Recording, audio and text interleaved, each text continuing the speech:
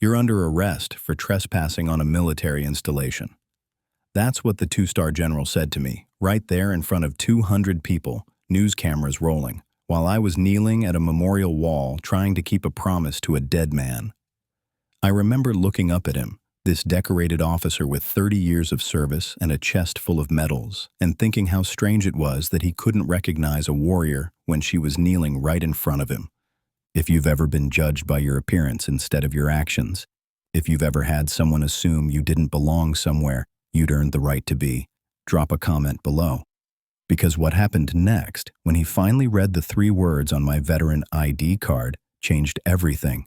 Not just for me, but for him too. My name is Sarah Mitchell, and 10 years ago, my call sign was Guardian. But on that morning, standing at the Northern Regional Memorial Dedication Ceremony, I was just a 42-year-old high school history teacher in a modest blue dress, trying to honor a promise I'd made to my co-pilot before he died in my arms. The memorial was beautiful in that stark, powerful way military monuments always are. Black granite, perfectly maintained grass, 47 names etched in stone, each one representing a life that ended too soon, a family that got a folded flag instead of their loved one coming home. The November air was crisp enough to make my bad leg ache, that deep throb that never really goes away, just becomes part of the background noise of your life. I'd driven 4 hours to get here, left at 5 in the morning so I'd arrive before the ceremony started. Not because I wanted to be part of the official program, not because I wanted recognition or thanks. I just wanted 15 minutes alone at that wall to place the challenge coin I'd carried for a decade, to finally complete the mission I'd failed to finish. The coin was worn smooth from years in my pocket, the insignia barely visible anymore. Property of Captain Jake, Ghost Morrison, 58th Rescue Squadron. My co-pilot, my friend, the guy who'd made me laugh during 12-hour missions and talked me through the worst moments of my life. The guy who'd died because I couldn't get us out fast enough. I arrived at 700, an hour before the ceremony was scheduled to start.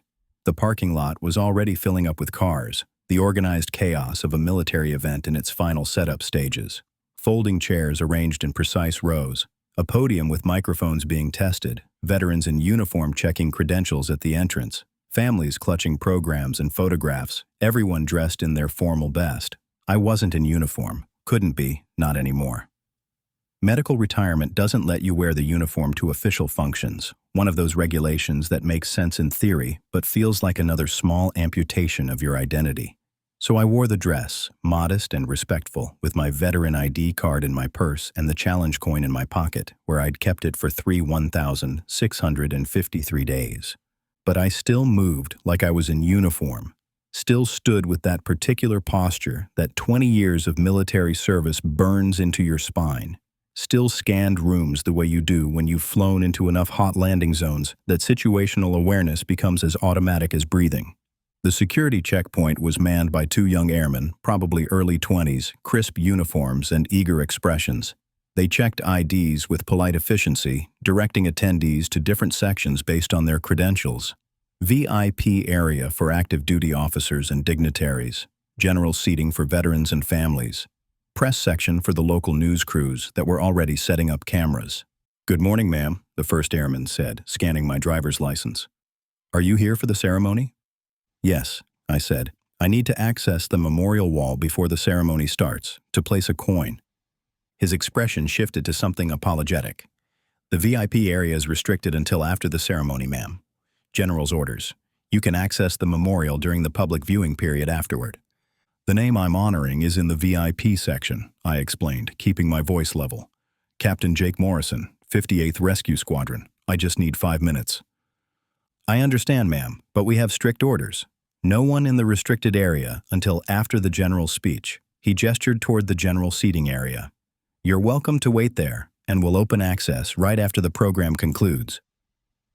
I looked past him toward the memorial wall, could see exactly where I needed to be. Third panel, 17 names down. Ghost's name was there, engraved in that eternal font they use for the dead. I'd memorized the location from the photos they'd sent when the memorial was first constructed 5 years ago. "I made a promise," I said quietly, "to place this coin on the day of the dedication. Not after the speeches, not during the public viewing. Today. It's been 10 years. The second airman shifted uncomfortably. Ma'am, we really can't make exceptions. The general was very clear about security protocols. 10 years of teaching high school had taught me patience that even military training hadn't. 10 years of watching teenagers struggle with algebra and essay assignments, of parent-teacher conferences and budget meetings, and all the ordinary challenges of civilian life that somehow felt harder than combat had ever been. But it had also taught me that some promises matter more than protocols. I'm going to place this coin, I said, not argumentatively, just stating a fact. You can explain to the general afterward why it was necessary. I walked past them before they could respond, heading directly toward the VIP section. My leg was aching from the 4-hour drive, that distinctive pain that means the titanium rod in my femur is reminding me it doesn't belong there. But I kept my gait as even as possible, didn't limp if I could help it. Old habits die hard. Behind me, I heard the airmen conferring in urgent whispers, one of them speaking into a radio. I didn't hurry, didn't run, just walked with purpose toward the memorial wall where 47 names waited, one of them belonging to the best pilot I'd ever flown with. The VIP area was cordoned off with stanchions and velvet ropes, the kind of barrier that's more symbolic than secure. I stepped over the rope and approached the wall, running my fingers along the cold granite until I found what I was looking for. Captain Jake Ghost Morrison, United States Air Force, 58th Rescue Squadron, killed in action, November 8, 2014. I pulled the challenge coin from my pocket, holding it for a moment in the morning sunlight. The metal was warm from being against my body, worn smooth from a decade of my thumb rubbing across its surface whenever I needed to remember who I'd been, what I'd lost, why it mattered. I'm sorry it took so long, I whispered to the engraved name. I'm sorry for a lot of things, ma'am.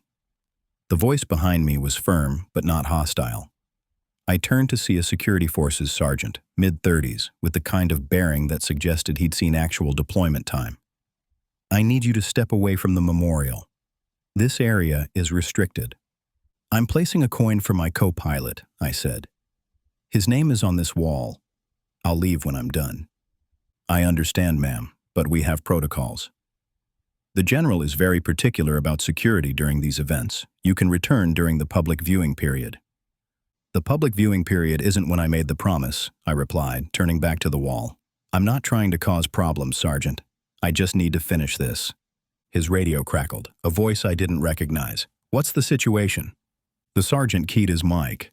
Single individual in restricted area, sir. Civilian female, placing items at the memorial. She's non-compliant with relocation requests. Detain her until I arrive. The sergeant's expression suggested he wasn't thrilled about this development. Ma'am, I need you to come with me. In a minute, I said, kneeling carefully beside the wall. My bad leg protested the movement, that sharp spike of pain that comes from asking damaged tissue to do something it wasn't built to do anymore. I placed the coin at the base of Ghost's name, fingers lingering on the cold granite. The memorial was filling up now, early arrivals taking their seats, noticing the disturbance in the VIP section. I could feel their attention, that peculiar weight of being watched by a crowd, could hear whispered conversations, see phones being raised to record whatever was happening. Footsteps approached from behind, multiple people now, the distinctive sound of military boots in formation. I didn't turn around, didn't rush, just stayed kneeling, hand pressed against Ghost's name, remembering the last time I'd seen him alive. The explosion. The controls going dead, his voice calm even as the helicopter started falling. You got this, Guardian. Get them home. Meaning the 6 wounded soldiers in the cargo bay. Meaning the mission was more important than us. Meaning everything we'd ever trained for came down to those next 30 seconds.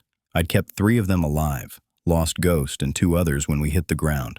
Got a distinguished flying cross and a Purple Heart and a medical retirement and a leg full of titanium.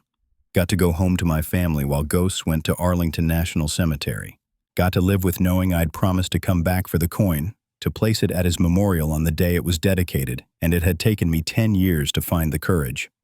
Ma'am, you need to stand up now. The sergeant's voice was closer, more insistent. I stood slowly, using the wall for support, and turned to face what had become a small crowd. The sergeant, 2 more security forces airmen, and a man in dress uniform with 2 stars on his shoulders and an expression that suggested he was very much not amused.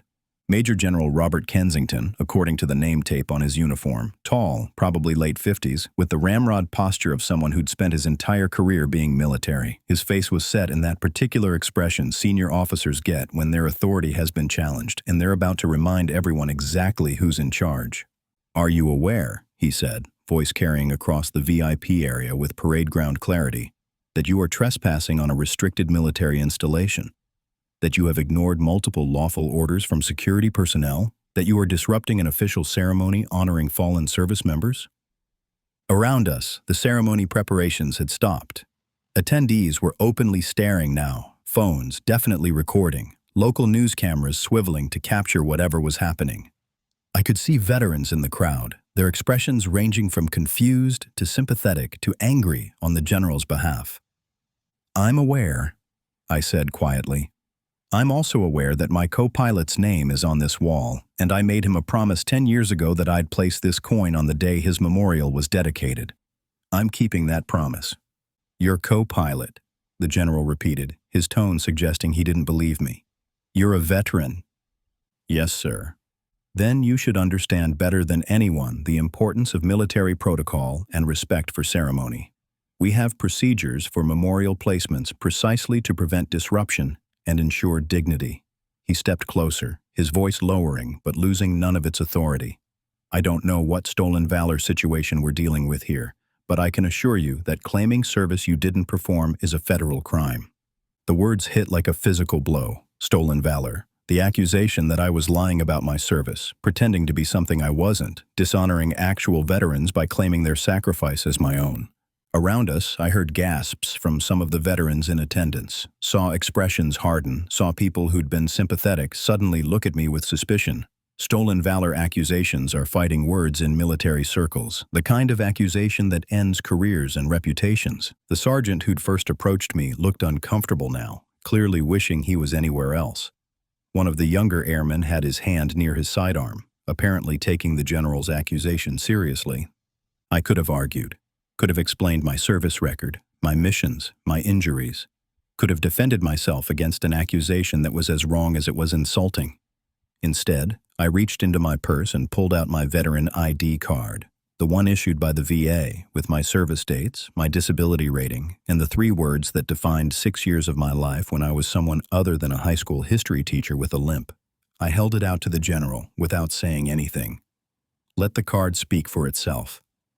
He took it, barely glancing at it initially, his expression already set in that particular kind of certainty that comes from being absolutely sure you're right. His eyes scanned the basic information, probably already forming his next statement about how ID cards can be faked, how I needed to provide additional documentation. Then he saw the call sign, that single word in the designation field that combat aviators earn through blood and fire and the kind of missions that become legend in certain circles. Guardian. I watched his expression change in real time, the certainty cracking, color draining from his face, his hand trembling slightly as he looked up from the card to me, really seeing me for the first time. Not a middle-aged woman in a modest dress causing a disruption, but something else entirely. Captain Mitchell? His voice had changed completely, the parade ground authority replaced by something that sounded like shock. Behind him, I heard another voice, younger but carrying the same kind of command presence. Dad, that's Guardian. A man in Air Force dress uniform was standing up from the VIP seating area, a major by his rank insignia, probably mid-30s, staring at me with an expression I'd seen before on the faces of people who'd been told they shouldn't be alive, but somehow were. The general's hand was still holding my ID card, but his attention had shifted between me and the younger officer who'd just called him Dad. The ceremony had gone completely silent now. 200 people watching, cameras recording, everyone waiting to see what happened next. The moment stretched out, crystallized into something that felt bigger than just me and a general and a misunderstanding about protocols. 10 years ago, I'd flown into hell to pull out 12 Marines from an ambush that should have killed them all. Made 3 trips when I was only authorized for 1 because leaving people behind wasn't something I could do and still look at myself in the mirror. Got shot up on the third trip, took shrapnel that ended my career, and crash-landed with a broken leg and a cargo bay full of wounded soldiers who survived because I'd refused to leave them.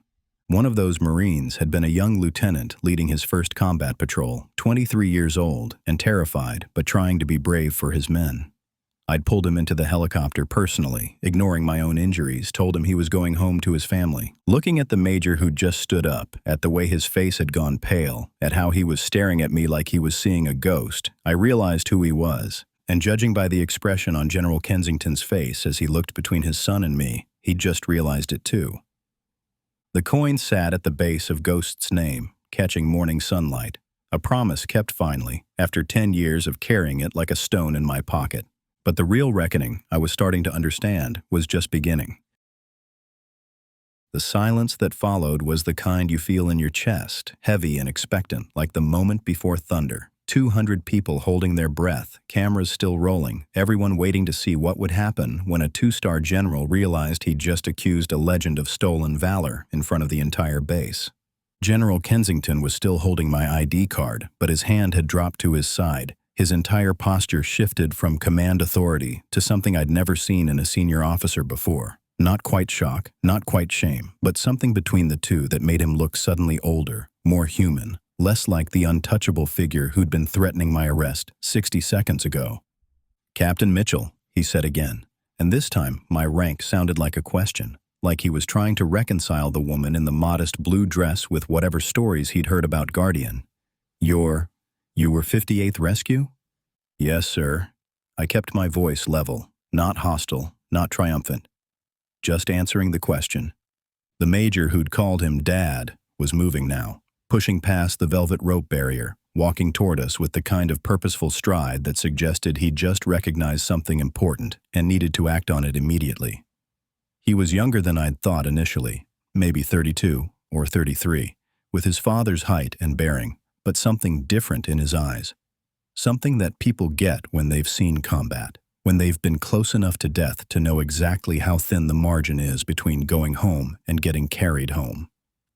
"Major Kensington," the general said, his voice carrying a warning tone that suggested this wasn't the time for interruptions. But the younger Kensington wasn't stopping, wasn't slowing down, and the expression on his face made it clear that whatever protocol said about interrupting a general, this moment mattered more. He stopped 3 feet from me, stood at attention, and rendered a salute that was so crisp, so perfect, so filled with genuine respect that I felt something crack in my chest. Officers don't salute when out of uniform, the regulation is clear. But he was saluting anyway, and the gesture carried more weight than any words could have. I returned the salute on instinct, 20 years of military training overriding the fact that I was in a dress and hadn't worn the uniform in a decade. My hand came up automatically, sharp and precise. And for just a second I wasn't a high school history teacher with a bad leg. I was Captain Sarah Mitchell, call sign Guardian, 58th Rescue Squadron, and this young major was paying respect to something we both understood. "Captain Mitchell," he said, lowering his salute, but maintaining that rigid attention. "November 8th, 2014, Helmand Province. You pulled my squad out of an ambush that should have killed every single one of us." The date hit me like physical impact. November 8th, 2014. The day Ghost died. The day my career ended. The day I made 3 trips into a hot landing zone because 12 Marines were pinned down by enemy fire, and leaving them wasn't an option I could live with. "You were the lieutenant," I said, and it wasn't a question. I remembered him now, could see the terrified 23-year-old in the composed major standing in front of me. Blood on his uniform, eyes wide with shock, trying to be brave for his men while I'd loaded them into my helicopter and told them they were going home. "I was the lieutenant," he confirmed. "You and Captain Morrison came in under fire. Took heavy damage on the first approach, but you kept coming back. Third trip, you took an RPG hit that should have brought you down immediately, but you held that bird together long enough to get us out." His voice cracked slightly. "You saved 12 lives that day, Captain. Mine included." Around us, the crowd had shifted. The suspicion and confusion from 30 seconds ago was transforming into something else as people started connecting dots, started understanding what they were witnessing. I could see veterans in the audience standing up now, some of them with expressions of recognition, some pulling out phones to Google something, probably looking up the story that every CSAR pilot knew by heart. General Kensington was looking at his son with an expression I couldn't fully read. Pride mixed with horror, realization dawning like a cold sunrise. His hand was still holding my ID card, but the other had come up to his face, rubbing his eyes like he could somehow unsee the last 5 minutes. November 8th, 2014. The general repeated quietly. That was your final mission. Yes, sir. I didn't elaborate. Didn't need to. The mission report was in my file, had been reviewed by everyone from squadron commanders to the Air Force Safety Board. 3 trips into a hot LZ, RPG strike on the 3rd approach, catastrophic damage to hydraulics and tail rotor, emergency landing in hostile territory, 3 KIA, including my co-pilot, 9 WIA, including myself, Distinguished Flying Cross, Purple Heart, medical retirement at age 32. The general turned to look at the memorial wall, at the 47 names engraved in black granite. His eyes found Ghost's name, Captain Jake Ghost Morrison, right where I'd placed the challenge coin, right where I'd been kneeling when he'd threatened to have me arrested. You were placing a coin for your co-pilot, he said, and it wasn't a question either. Just a statement of fact that carried the weight of understanding exactly how badly he'd misjudged the situation. Yes, sir. I promised him I'd do it on the day his memorial was dedicated. It took me 10 years to keep that promise, but I wasn't leaving until it was done. Major Kensington was still standing near me, and I could see him processing everything that had just happened. His father threatening to arrest the woman who'd saved his life, accusing her of stolen valor, treating her like a disruption instead of recognizing what she was. The conflict playing out on his face was painful to watch. Dad, he said quietly, and the word carried more emotion than any formal address could have. That's Guardian. Every Marine in my platoon is alive because she refused to leave us behind. Every single one of us. The general's composure was cracking visibly now. He handed back my ID card with a hand that wasn't quite steady, and when he spoke, his voice had lost all its parade ground authority. Captain Mitchell, I don't know how to apologize for what just happened, for what I accused you of. You didn't know, sir, I said, and I meant it. Not as forgiveness exactly, but as acknowledgement of a truth that went beyond this moment. He'd seen a middle-aged woman in civilian clothes and made assumptions based on appearance instead of character. It was human nature, even if it was wrong. That's not an excuse, he said sharply, and I could hear genuine anger in his voice now, but directed inward. I'm a 2-star general with 30 years of service. I should know better than to judge a warrior by whether they're in uniform. I should know better than to assume someone doesn't belong somewhere just because they don't fit my expectations. Around us, the ceremony attendees were having their own reactions. Some were crying, hands over their mouths as they processed what they'd witnessed. Veterans were saluting, some standing at attention, others just watching with expressions that suggested they understood exactly what kind of moment this was. The news cameras were still rolling, capturing every second of a senior officer publicly reckoning with a mistake that couldn't be taken back. Colonel Martinez appeared from the crowd, an older Marine with silver hair and a chest full of ribbons that suggested he'd seen more than his share of combat. He approached with the bearing of someone who'd earned the right to speak truth to power, regardless of rank. General Kensington, he said, his voice carrying across the VIP area. I served with Captain Mitchell in Afghanistan. I was on the ground coordinating with her squadron during multiple rescue operations. What your son just told you is only one mission. Guardian flew 73 combat rescue missions over 6 years, extracted over 200 wounded personnel from hostile territory, never lost a patient in flight, never abandoned a mission, never asked anyone to do something she wouldn't do herself. He turned to me, and the respect in his expression was almost uncomfortable to receive. Captain Mitchell didn't just save your son, General. She saved dozens of Marines, soldiers, airmen. She flew into situations that other pilots refused, held aircraft together through damage that should have killed everyone aboard. And she did it all while maintaining the kind of professionalism and calm that made everyone who flew with her feel like they were going to make it home. I was just doing my job, Colonel, I said quietly, because what else could I say? That I'd been terrified on half those missions? That I'd thrown up before more than one flight because the fear was so intense I could barely function? That the only thing that kept me going was knowing that if I didn't fly, someone else would die. Your job, the colonel repeated with a slight smile. Your job was to fly rescue missions. You turned it into a personal crusade to make sure every single person you extracted survived. There's a difference, Captain. Major Kensington spoke up again, addressing the crowd now rather than just his father. When Captain Mitchell pulled us out, she'd already been shot up on her second trip, had shrapnel in her leg, hydraulics failing, warning lights everywhere. Her co-pilot told her to abort, told her they couldn't make another approach safely. She told him they weren't leaving without everyone. He paused, emotion making his voice rough. On the third trip, she took an RPG that hit the tail section. The helicopter should have dropped like a stone. But she fought it, kept it level long enough to load the last 4 of us, then flew it 3 miles to safe territory before it came apart. She crash-landed with a broken femur and still maintained security until rescue arrived. Captain Morrison died in that crash. 2 crew chiefs died. Captain Mitchell held the perimeter with a rifle and a broken leg until help arrived 4 hours later. The crowd was completely silent now, absorbing the story, understanding the weight of what they were hearing. This wasn't a story about protocol violations or ceremony disruptions. This was a story about the kind of courage that doesn't make sense until you understand that some people value other lives more than their own safety. General Kensington had removed his cover, holding it in his hands, his expression transformed from authority to something approaching anguish. "Captain Mitchell," he said formally, "on behalf of the United States Air Force, and personally as the father of a son who wouldn't be here without your actions, I apologize for my behavior, my assumptions, and my failure to recognize a true warrior when she was standing right in front of me." He did something then that made the entire crowd gasp. He came to attention and rendered a salute. A 2-star general saluting someone out of uniform, breaking protocol, acknowledging that some gestures of respect matter more than regulations. I returned the salute, feeling tears finally break through the composure I'd been maintaining. Not tears of vindication or triumph, but something deeper.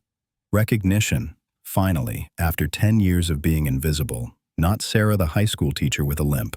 Sarah the veteran who'd given everything and gotten a medical retirement and a chest full of medals she kept in a box in her closet because looking at them hurt too much. The general lowered his salute, and when he spoke again, his voice carried to every corner of the VIP area. "This ceremony is dedicated to fallen heroes, people who gave their lives in service to something greater than themselves. But standing here is someone who represents what those heroes died protecting.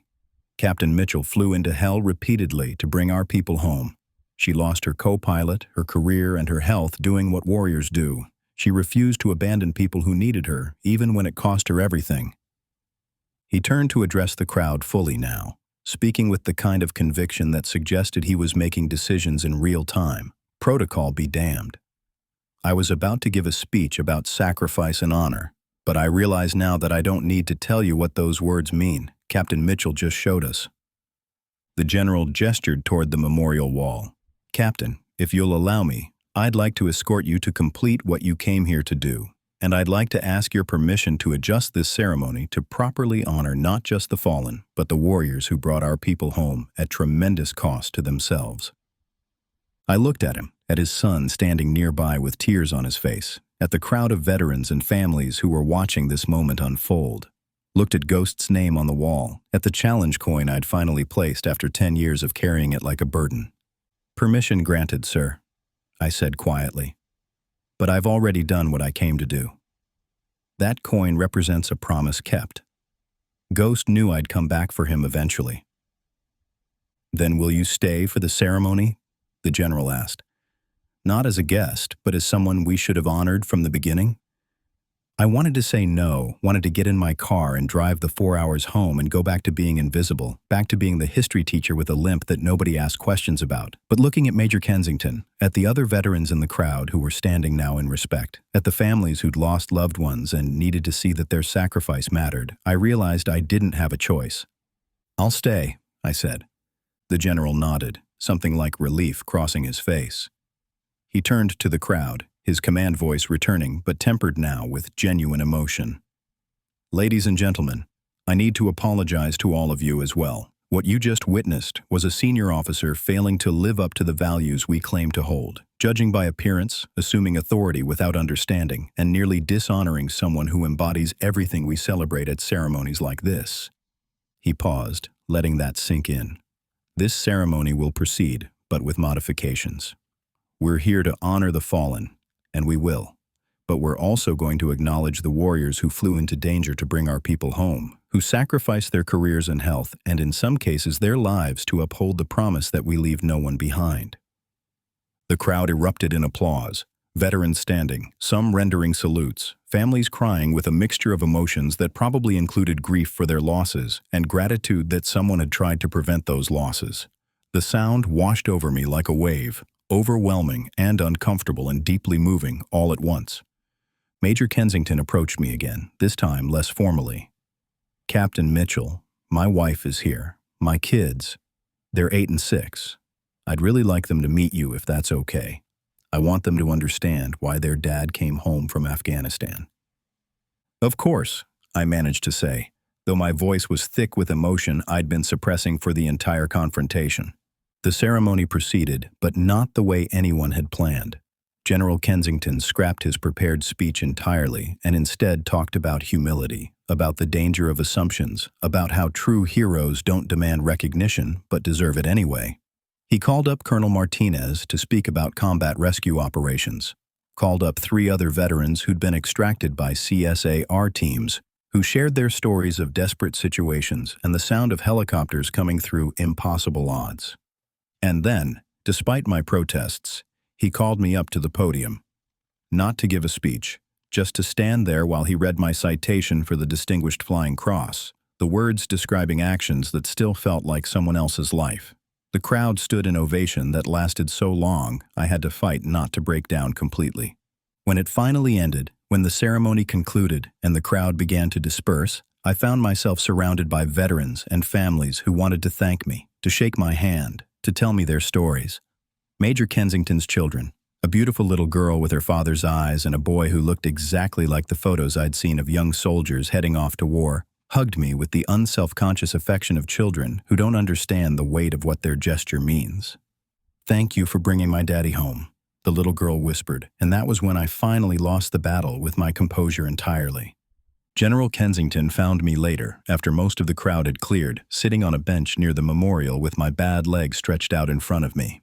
The adrenaline had worn off, leaving behind the familiar ache that was my constant companion. "Captain Mitchell," he said, sitting down next to me without asking permission, "I need you to understand something. What happened today, my behavior, my assumptions, that's on me. Not on military protocol, not on security concerns. On me." "I understand, sir." "I don't think you do," he said quietly. "I've spent 30 years in uniform. I've given speeches about honor and sacrifice and leadership, but standing up there today, realizing I'd threatened to arrest someone who embodies everything I've claimed to value, I understood how far I'd drifted from what those words actually mean." He looked at the memorial wall, at the names etched in granite. "I never saw combat, Captain. I pushed papers, managed budgets, coordinated with NATO liaisons. I wore the uniform, but I never tested it. And somewhere along the way, I started believing that rank and protocol were the same thing as leadership and honor." "They're not the same thing," I agreed softly. "No, they're not. And you taught me that today, even though teaching me wasn't your responsibility." He stood up, offered me his hand. "Thank you, Captain. For your service, for your sacrifice, and for the lesson in humility that I desperately needed." I shook his hand, saw genuine regret and respect in his expression, and realized that maybe something good had come from this awkward, painful confrontation after all.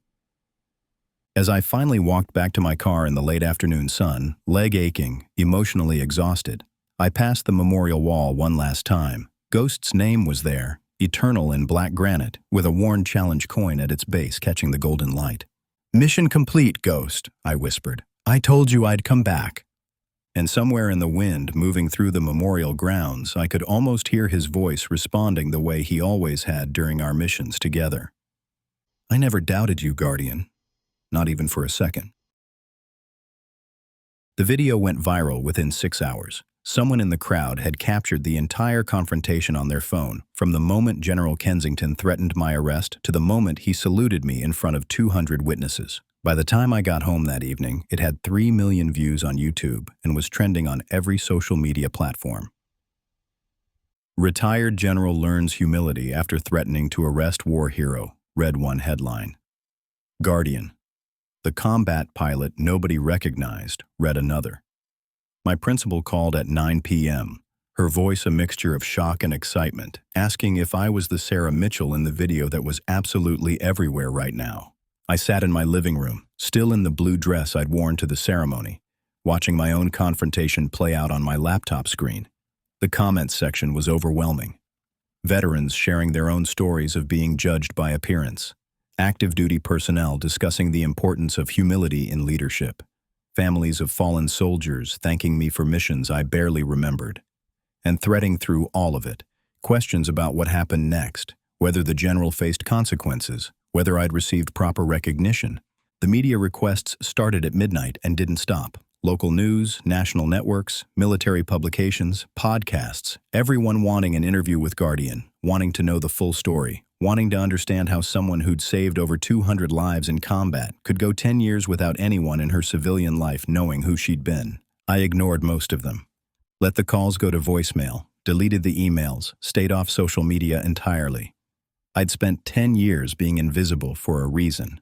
The last thing I wanted was to become some kind of celebrity, some feel-good story for people to consume and forget about when the next viral moment came along. But on the third day, General Kensington called personally, not through an aide, not with a formal letter, just him on the phone at 7 in the morning while I was making coffee and trying to convince myself to go to work. "Captain Mitchell, I know you've been avoiding media attention," he said without preamble. "I respect that choice completely. But I need you to know what's happening on our end, because it involves you whether you choose to engage with it or not." I sat down at my kitchen table, mug of coffee warming my hands. "What's happening, sir?" "The video has reached the Pentagon. The Secretary of the Air Force has reviewed your service record and the circumstances of your medical retirement. There are questions being raised about whether you received appropriate recognition for your actions, whether the Air Force adequately supported your transition to civilian life, and frankly, whether we failed you in ways that go beyond what happened at the ceremony. I received the Distinguished Flying Cross and Purple Heart, sir. I was recognized. You received medals, yes. But recognition and support are different things. Captain, when was the last time anyone from the Air Force contacted you? After your medical retirement? After your physical therapy? After you were supposed to be transitioning back to civilian life?" I thought about it, really thought about it. The exit interview in 2015. Someone called about updating my records in 2016. Nothing since then. Exactly. We gave you medals and a handshake and sent you back to the civilian world to figure it out on your own. A decorated combat pilot with PTSD, chronic pain, and no clear path forward beyond "thank you for your service." His voice carried genuine anger, but not directed at me. "That's unacceptable, Captain. And the video made it very public that we've been failing veterans like you systematically." "What does the Pentagon want?" I asked, already knowing I wasn't going to like the answer. "They want to do a formal recognition event. Not just for you, but for all CSAR personnel who've been operating in the shadows for decades.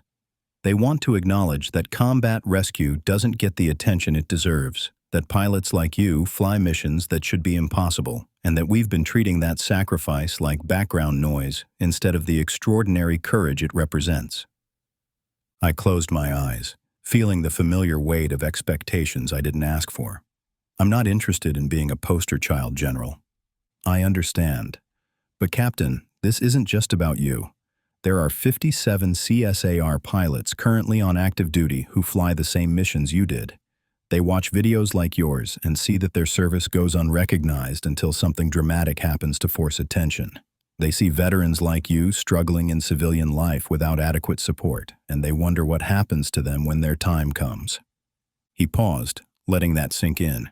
"You have a choice here. You can stay invisible, which is your right. Or you can use the platform this video created to advocate for the people who are still flying those missions, still risking everything, still wondering if anyone will remember them after they're done." The coffee had gone lukewarm in my hands.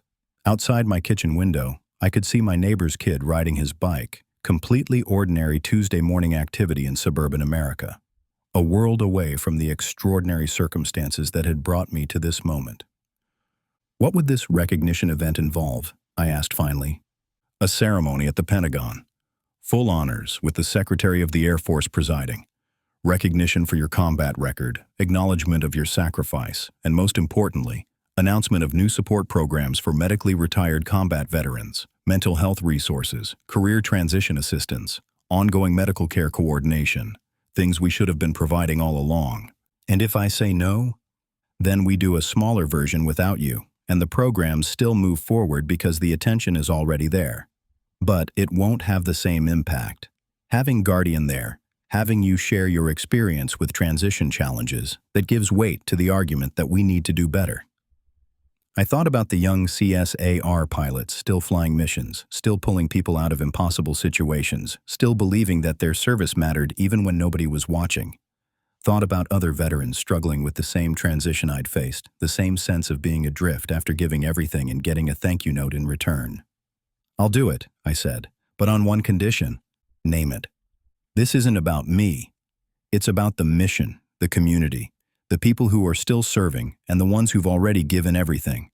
I'm not there to be celebrated. I'm there to represent something bigger. Agreed, Captain. And for what it's worth, that's exactly the response I expected from you. The Pentagon ceremony was scheduled for 6 weeks later, giving me time to prepare, time to process, and time to watch the ripple effects continue spreading from that one confrontation at the memorial. The video had sparked conversations about veteran recognition, military culture, the danger of assumptions, and the need for better transition support. Op-eds were written, congressional representatives made statements, military leadership was being questioned about policies and programs. But the impact that mattered most was happening at a smaller, more personal level. At my high school, students started asking questions about my service. Not in an invasive way, but with genuine curiosity about what it meant to fly rescue missions, what combat was like, why I'd chosen that path. My principal asked if I'd be willing to speak at an assembly about leadership and service, and I found myself saying yes to something I'd have refused 6 months earlier. The assembly was supposed to be 30 minutes. It turned into 2 hours as students asked questions I'd never expected, not about the dramatic missions or the medals, but about fear, about making difficult decisions, about how you keep going when everything seems impossible. One student, a senior named Marcus who'd been struggling with his own decisions about military service, stayed after to talk privately. "Miss Mitchell," he said, looking uncomfortable in the way teenagers do when they're trying to express something important. "I've been thinking about enlisting, but everyone says I should go to college first, get a degree, have a backup plan. But watching that video, hearing you talk today, I realized maybe some things are worth doing, even if they're hard, even if they change your life in ways you can't predict." I looked at this 18-year-old kid, earnest and idealistic, and felt the weight of influencing someone's life choices. Marcus, the military gave me purpose and took pieces of me I'll never get back. It made me who I am and left scars that still hurt every single day. If you're asking me whether you should serve, I can't answer that. But I can tell you that service means accepting that you might give everything and get thank you and a handshake in return. You have to decide if that's enough. "It was enough for you, though, wasn't it?" he asked. "Even with everything it cost, you'd do it again." I thought about Ghost, about the Marines we'd pulled out of that ambush, about the 200-plus people who went home to their families because my crew flew into situations that should have killed us. Thought about the titanium rod in my leg and the nightmares I still had, and the decade of being invisible because being visible hurt too much. "Yeah," I said finally, "I'd do it again." Major Kensington reached out a week before the Pentagon ceremony. He wanted to fly in from his current posting to attend, wanted to bring some of the Marines from his platoon who'd also survived that mission. Wanted me to meet them as the people they'd become in the 10 years since I'd pulled them out of hell. We met at a coffee shop near the Pentagon, 10 of the 12 Marines who'd been on that patrol. 2 couldn't make it, but they'd sent video messages that the others played on someone's phone. Men in their 30s now, some still serving, others who'd transitioned to civilian life, all carrying the same weight of survived trauma that never fully goes away. They told me their stories. Jenkins had become a firefighter in Oregon, said rescue work felt like the only thing that made sense after being rescued himself. Rodriguez was teaching high school history, said he wanted kids to understand what service actually meant beyond flag waving and patriotic speeches. Williams was still in, a master sergeant now, training young Marines and telling them about the importance of air support and never giving up on each other. "We have a tradition," Major Kensington explained. "Every November 8th, wherever we are in the world, we raise a glass at 1430 hours. That's when you pulled us out. We toast to Ghost, to your crew chiefs who died, and to you, to Guardian, who taught us that leaving people behind isn't acceptable no matter what the cost." "You don't need to do that," I said, uncomfortable with being mythologized. "We know we don't need to," Rodriguez said. "We want to. You gave us the chance to have lives, Captain. Some of us have kids now. Jenkins is getting married next year. Williams just made Master Sergeant. We're living lives that should have ended in that ambush, and every good thing that happens, every moment of joy or accomplishment, or just ordinary Tuesday afternoon happiness, exists because you decided our lives were worth risking yours." The Pentagon ceremony was everything General Kensington had promised and more. The Secretary of the Air Force presiding, full honors, recognition not just for me but for CSAR community. They announced the Guardian Initiative, a comprehensive support program for medically retired combat veterans, including mental health resources, career counseling, ongoing medical care coordination, and peer support networks. But the moment that mattered most came when they invited other CSAR veterans to the stage, pilots and crew members I'd served with, people I hadn't seen in years, warriors who'd flown the same impossible missions and dealt with the same struggles in transition. We stood together while the Secretary talked about the missions we'd flown, the lives we'd saved, the sacrifices we'd made. And then they did something I didn't expect.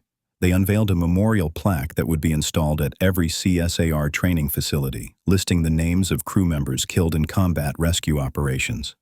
Ghost's name was there, along with the 2 crew chiefs who'd died in our crash, along with dozens of others who'd given everything to uphold the promise that we leave no one behind.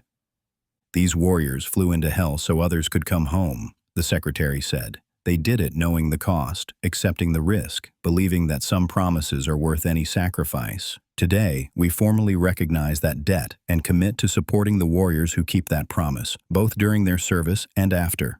The standing ovation lasted 5 minutes, but it wasn't for me specifically. It was for every CSAR crew member who'd ever strapped into a helicopter and flown toward gunfire instead of away from it. It was recognition that had been decades overdue, sparked by a viral video of a general learning humility. After the ceremony, during the reception, General Kensington found me standing alone near a window overlooking the Pentagon courtyard. He'd been instrumental in organizing everything, had testified before Congress about the need for better veteran support, had publicly acknowledged his mistakes, and advocated for systemic change. "Captain Mitchell," he said, "I need to tell you something. That day at the memorial, when I threatened to have you arrested, that was the most important moment of my career." I raised an eyebrow. "How do you figure that, sir?" "Because it forced me to confront the gap between who I thought I was and who I actually was. I'd spent 30 years believing I understood honor and service because I wore the uniform and followed protocols. But honor and service aren't about following rules. They're about recognizing what matters and having the courage to act on it, even when it costs you everything." He gestured toward the memorial plaque visible through the window. "You taught me that, not through a speech or a lecture, but through example.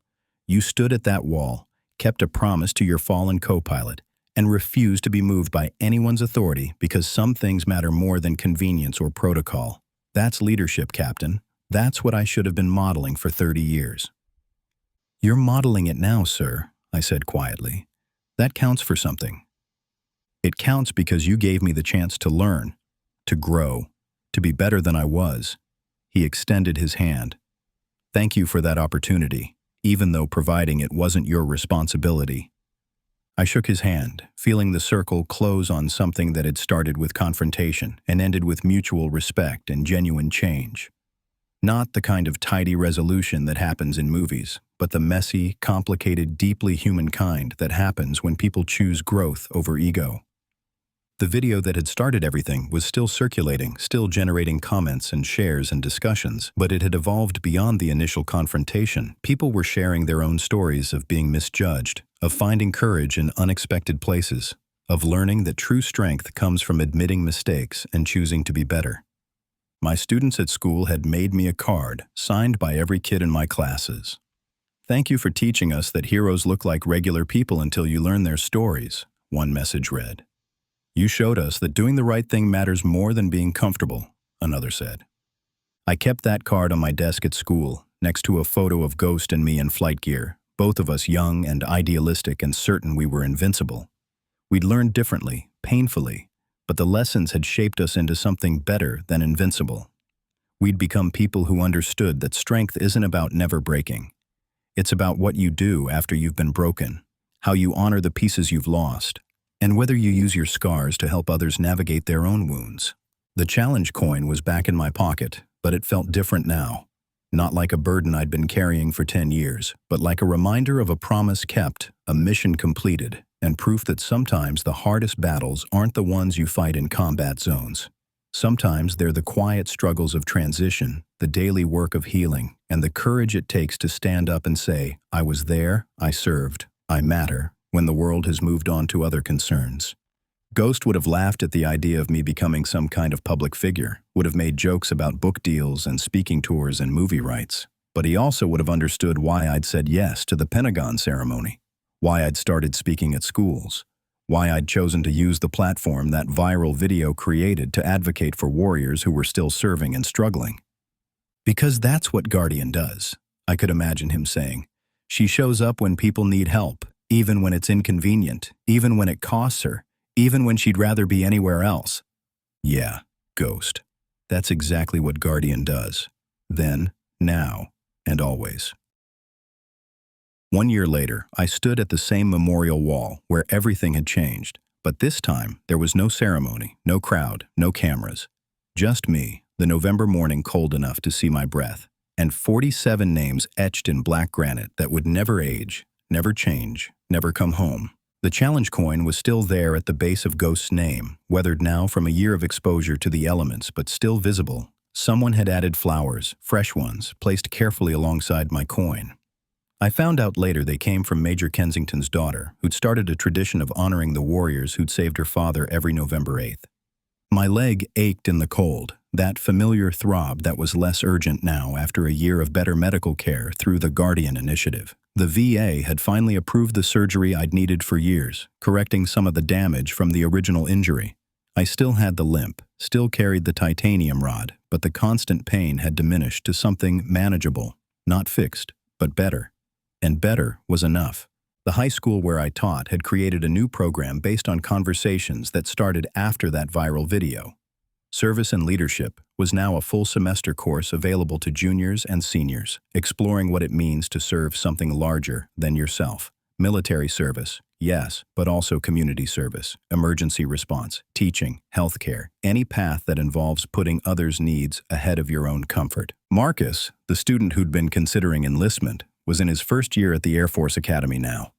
He'd sent me a letter describing basic training, the challenges, the moments of doubt, and the growing certainty that he'd made the right choice.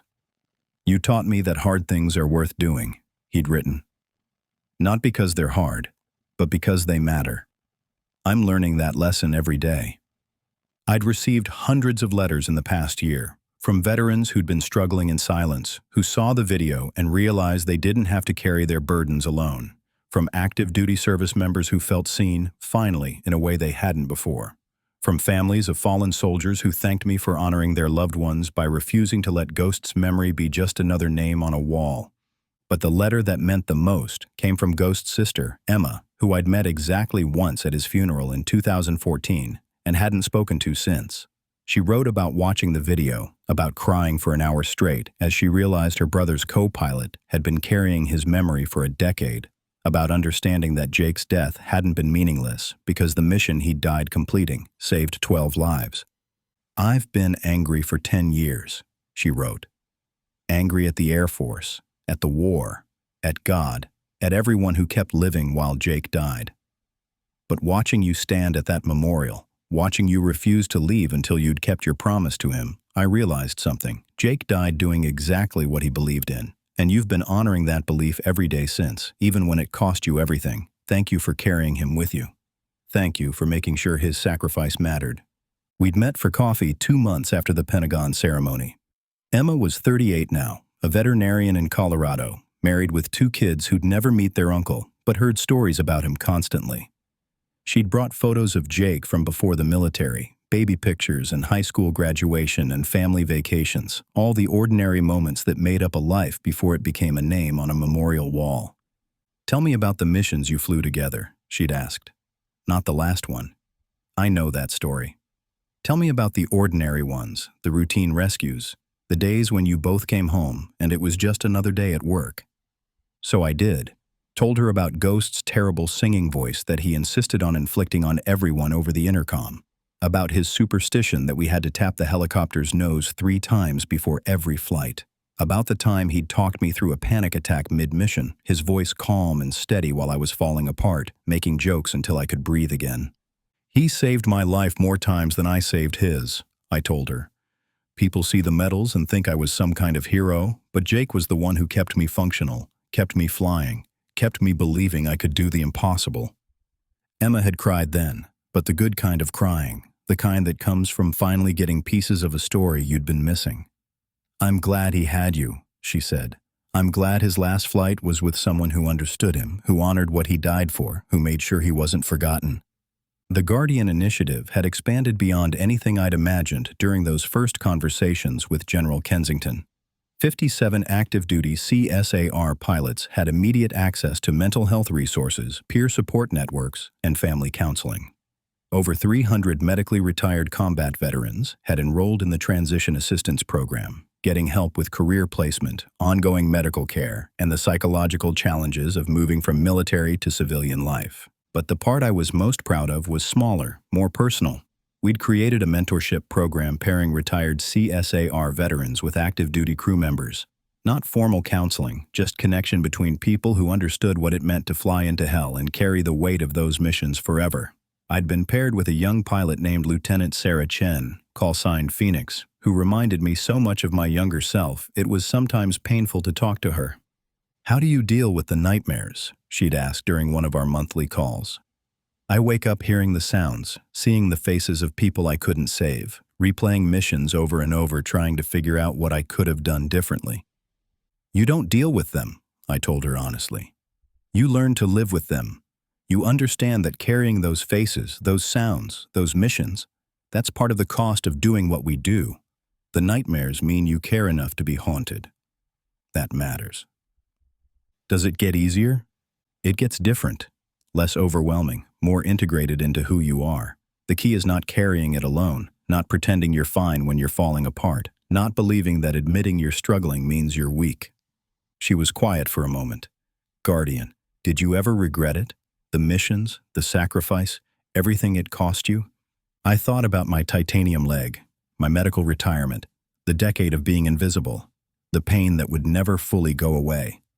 Thought about Ghost's name on that memorial wall, about the 2 crew chiefs who died alongside him, about all the pieces of myself I'd lost in that final mission.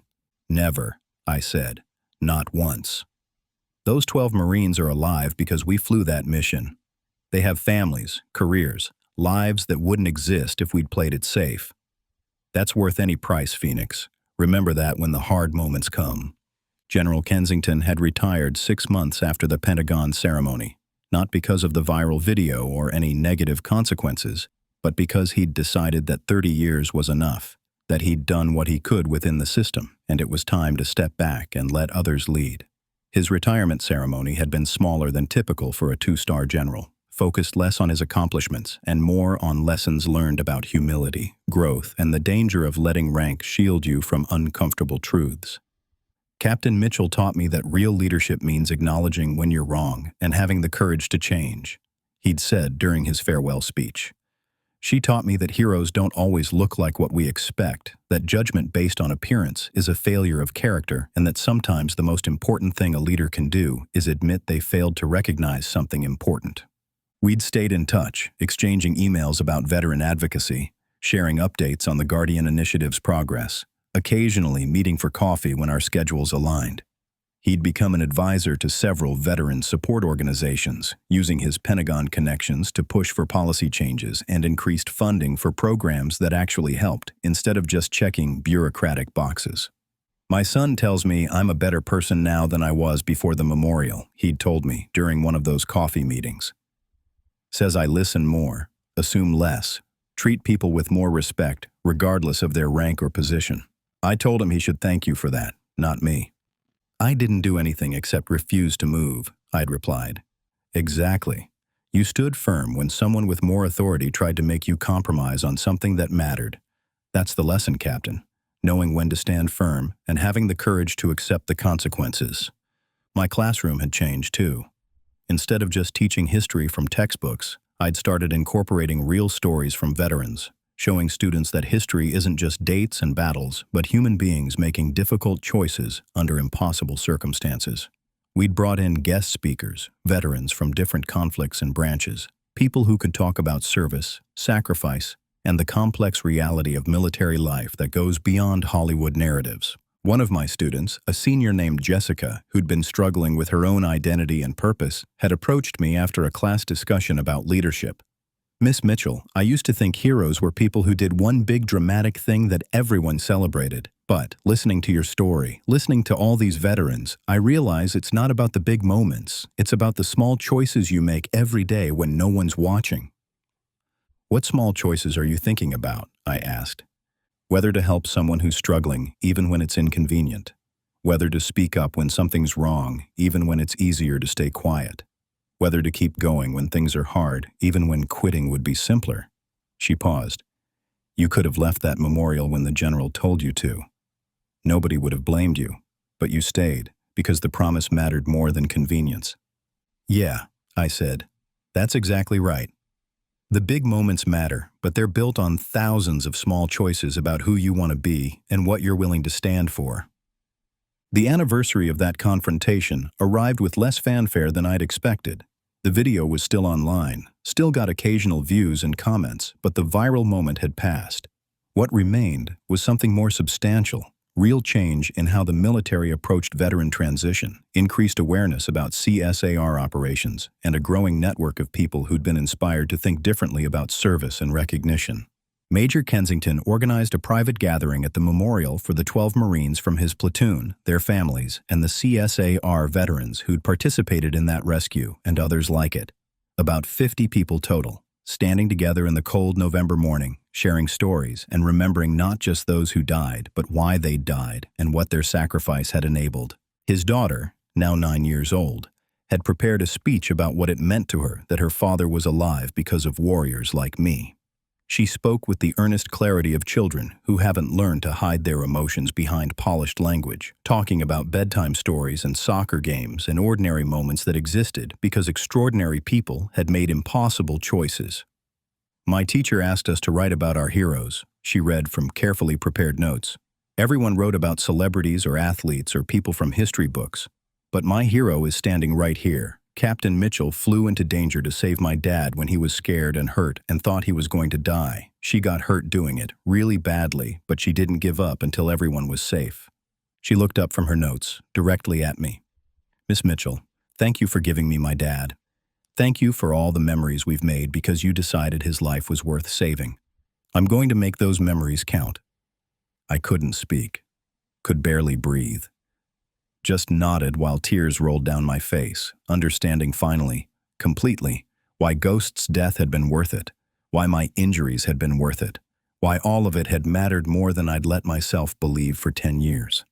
Emma, Ghost's sister, had come too. She placed flowers at her brother's name, then turned to address the group. Jake died on this day 11 years ago, doing what he believed was the most important job in the world, bringing people home, making sure that warriors who went into danger knew someone was coming for them, no matter what. He paid the ultimate price for that belief. She gestured to the Marines standing together, to their families, to the ordinary beautiful evidence of lives lived because of one mission. But looking at all of you, at these families, at everything that exists, because my brother and Captain Mitchell and their crew refused to leave anyone behind, I finally understand what he died for.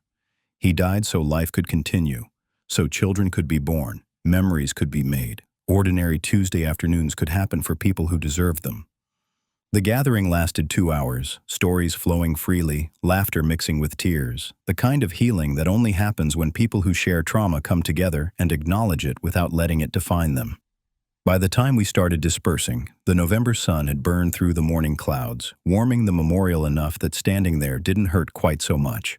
General Kensington found me one last time before leaving. "Captain, I wanted you to know something. The Air Force is naming their new CSAR training facility after you. The Captain Sarah Guardian, Mitchell Center for Combat Rescue Excellence.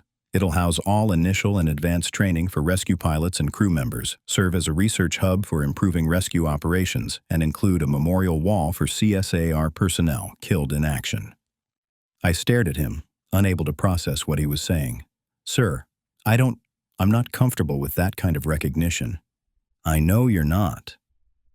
But this isn't about your comfort. It's about setting an example for future warriors, showing them what the mission requires and what it means to honor that requirement, even when it costs everything. Your story, your sacrifice, your refusal to accept that some lives matter less than your own safety. That's what every CSAR pilot needs to understand and embody." "Ghost should be on that building too," I said firmly, "and the crew chiefs who died, and every warrior who's died flying rescue missions. It can't just be my name." "It won't be," he assured me. "Your name on the facility, but inside, a memorial to every CSAR warrior who's paid the ultimate price. Your call sign becomes the symbol, but the mission belongs to everyone who's ever worn the uniform and flown into hell for someone else." I thought about Ghost, about what he'd say if he could see all this. Probably make a joke about me getting a building named after me while he got a challenge coin. Probably remind me that the mission was always bigger than any individual, that CSAR wasn't about personal glory, but about upholding a promise that transcended ego. "Okay," I said finally, "but I want to be involved in the design, especially the memorial wall. I want it done right, with respect for everyone who's died doing this mission." "Wouldn't have it any other way, Captain." As I drove home that evening, leg aching in the familiar way that meant I'd been standing too long, but not in the overwhelming way it used to ache before better medical care, I thought about everything that had changed in 1 year. A viral video had sparked a movement. A confrontation had led to understanding. A refusal to compromise had resulted in recognition for thousands of warriors who'd been invisible for too long. But more than that, I'd finally completed the mission I'd started 10 years ago when Ghost died in my arms.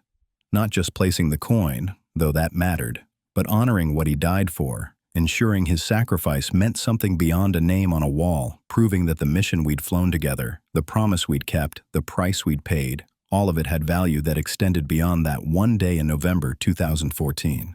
My phone buzzed with a text from Lieutenant Chen, Phoenix, checking in after a difficult mission. "Lost someone today, Guardian. First KIA since I started flying. Don't know how to process it." I pulled over to respond properly, knowing this moment mattered, knowing what Phoenix needed wasn't platitudes or reassurance, but honest acknowledgement of what carrying that loss meant. "You carry them," I wrote. "You let the loss change you, teach you, remind you why the mission matters. You honor them by continuing to fly, continuing to bring people home, continuing to believe that some promises are worth any cost. And you reach out when the weight gets too heavy because you're not carrying this alone. None of us are." Her response came quickly. "Thank you for everything you did, everything you're doing, everything you represent. You showed us what Guardian means, and we're trying to live up to it." I sat in my car, phone in hand, watching the sun set over ordinary suburban streets where ordinary people lived ordinary lives that were only possible because extraordinary warriors made impossible choices. Thought about Ghost's voice on the intercom during our last mission, calm despite the chaos, professional despite the terror, still making jokes even as we both knew we might not make it out. "You got this, Guardian. Get them home." I'd gotten them home. Finally, completely, in ways that went beyond that one mission and extended into a legacy that would outlive me. The coin at Ghost's memorial, the Marines living full lives, the students learning what service meant, the active duty pilots flying with better support, the veterans transitioning with actual resources, all of it was getting them home in different ways. "Mission complete, Ghost," I whispered to the memory I'd carried for 11 years. "Everyone's home. Everyone's safe. We kept the promise." And somewhere beyond the sunset, beyond the November sky, Beyond the titanium leg and the nightmares and the decade of being invisible, I felt something release. Not forgetting, never forgetting, but finally being able to remember without the crushing weight of guilt and loss and failure. The warriors who died had bought something with their sacrifice. Lives lived, families grown, ordinary moments of joy and struggle and triumph and defeat that made up the messy, beautiful reality of existence that was worth protecting, that was worth any cost. That was why we'd flown, why we'd fought, why we'd refused to leave anyone behind. That was what Guardian meant, then and now and always. If you're still here, if you've followed this story from confrontation to recognition to legacy, I want to ask you something. Who are the guardians in your life? The people who've protected something important, who've stood firm when it was easier to compromise, who've paid costs you never saw for benefits you take for granted. Tell them. Thank them. Honor them. Not with viral videos or ceremonies or buildings with their names on them, though those things have value. Honor them by living well, by making their sacrifices mean something, by understanding that your ordinary Tuesday afternoon exists because someone made extraordinary choices when it mattered most. And if you're someone who's struggling right now, someone who's served and feels invisible, someone who's given everything and wonders if anyone notices or cares, please hear this. You matter. Your service matters. Your sacrifice matters. The pain you carry matters. You're not alone. You're not forgotten. And there are people who understand exactly what you're going through. Reach out. Connect. Let others share the weight you've been carrying alone. That's what Guardian did. That's what we all should do. And that's how we honor the warriors who can't carry anything anymore. Because they gave it all. Take care of yourselves, take care of each other, and remember that sometimes the bravest thing you can do is stand firm when someone with more authority tells you to compromise on something that matters. Thanks for being here. Share this story if it meant something to you. And may you find your own moments of standing firm, of keeping promises, of being guardian to someone who needs it. Fly safe, stay strong, and never forget that some missions are worth any cost.